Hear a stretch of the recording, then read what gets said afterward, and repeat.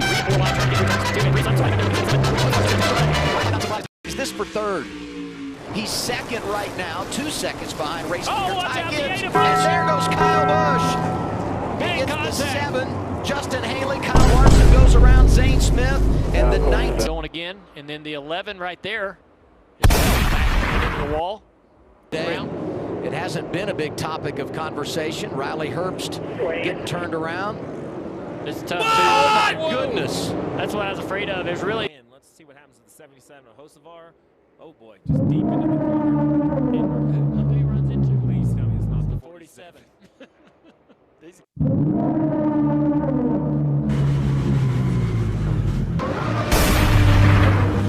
Let's see what happens here post race. Ricky upset. Oh my God, bro.